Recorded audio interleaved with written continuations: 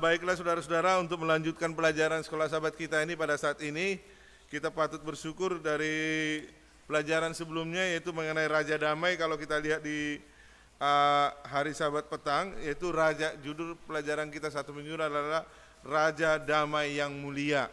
Dan pada saat ini dikatakan, kalau saya boleh ulang lagi, di ayat kepala kita dikatakan apa? Sebab seorang anak telah lahir untuk kita, seorang putra telah diberikan untuk kita, lambang pemerintahan ada di atas bahunya, dan namanya disebutkan orang penasihat ajaib, Allah yang perkasa, Bapa kekal, Raja Damai. Dan kalau saya boleh kilas balik juga sedikit, di mana di Sabat petang itu ada sebuah cerita, yaitu Dr. Robert Oppenheimer, pada saat dia itu pengawas pembuatan bom atom pada saat itu, dan Senat di Amerika Serikat bertanya, apakah ada alat untuk mencegah hal itu? Dr. Oppenheimer mengatakan apa? Ada. Dan dia diam sejenak sehingga orang penasaran apa yang mau dikatakan. Dan dikatakan oleh dokter ini adalah damai.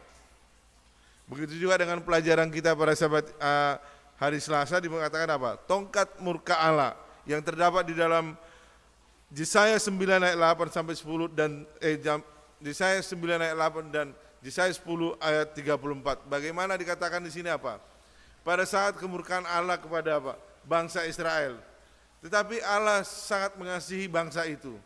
Bangsa itu Allah tidak langsung menghukumnya. Walaupun pada saat itu terjadi bangsa itu berpaling dari apa?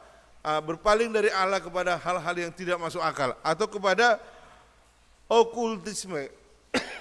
Kalau kita lihat, okultisme ini adalah mempercayai hal yang tidak ada. Begitu juga dengan apa? Mempercayai hal-hal yang tidak kelihatan. Begitu juga dengan bangsa Yahudi atau bangsa Israel pada saat itu. Mereka berpaling dari Allah kepada apa? Hal-hal yang tidak kelihatan. Mereka berpaling dari Allah, bersandar kepada apa? Kekuatan manusia atau kekuatan apa? Okultisme atau spiritualisme. Padahal mereka jelas-jelas Allah mengeluarkan mereka dari tanah Mesir dengan kuasa Allah. Allah memelihara mereka sampai tiba di tanah Kanaan. Tetapi begitu juga dengan pada saat itu juga, pada saat zaman di Raja Ahaz ini, Allah tetap menguasai mereka dan memberikan kesempatan kepada mereka. Kalau kita lihat di sini dikatakan apa? Yang meramalkan pembebasan untuk orang-orang yang muram dan menderita, yang telah mempercayakan okultisme dan menjadi mangsa dari penaklukan militer serta penindasan. Sebab kuk yang menekannya dan gandar yang ada atas bahunya serta tongkat si penindas telah kupatahkan seperti pada hari kekekalan Median. Yesaya 9 ayat 3.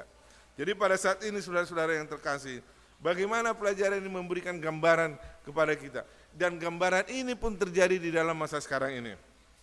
Kalau kita lanjutkan di sini katakan, jika Allah ingin menghancurkan umatnya, dia dapat menyerahkan mereka kepada bangsa Asyur dan dengan segera. Namun dia sabar, karena ia menghendaki supaya jangan ada yang binasa, melainkan supaya semua orang berbalik dan bertobat. Yang terdapat di dalam 2 Petrus 3 ayat 9.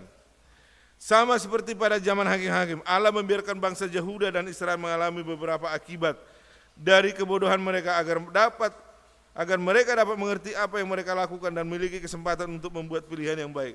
Ketika mereka tetap melakukan kejahatan dan mengeraskan hatinya menentang dia dan panggilan yang ia sampaikan melalui utusannya, maka dia lebih jauh lagi menarik perlindungannya dari mereka. Namun mereka tetap memberontak. Pola ini terus berulang dan terus menuju kemerosotan hingga akhirnya tidak ada lagi yang Allah dapat lakukan kepada bangsa itu. Begitu juga dengan kehidupan kita. Allah sangat mengasihi kita. Allah juga sangat mencintai kita.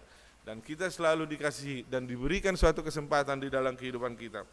Apa yang kita lihat di sini sebagaimana di dalam kita adalah kenyataan dari kehendak bebas. Allah membuat manusia bebas. Dia harus melakukannya. Jika tidak, mereka tidak dapat mengasihinya dengan sungguh. Dan kebebasan mereka termasuk pilihan berbuat salah. Dan meskipun Allah berkali-kali membujuk kita dengan menyatakan kasih dan karakternya, Dia mengizinkan kita untuk menghadapi buah dari keputusan kita yang salah. Apa keputusan yang salah yang apa? Mengakibatkan suatu apa? Mengakibatkan yang menimpa diri kita ataupun menimpa suatu bangsa yang sebagaimana yang telah dilakukan oleh bangsa Israel adalah rasa sakit, penderitaan, ketakutan, kekacauan, dan seterusnya. Semuanya itu dapat menyadarkan kita tentang akibat dari meninggalkan Tuhan. Jadi saudara-saudara yang terkasih dalam Yesus Kristus, pelajaran kita di hari Selasa ini menggambarkan suatu gambaran bagaimana tongkat murka Allah itu. Tetapi di dalam hal ini Allah tetap memberikan kesempatan kepada kita. Allah sendiri, Yesus Kristus sendiri dan Roh Kudus tetap memberikan kesempatan kepada kita untuk selalu berpaling kepadanya.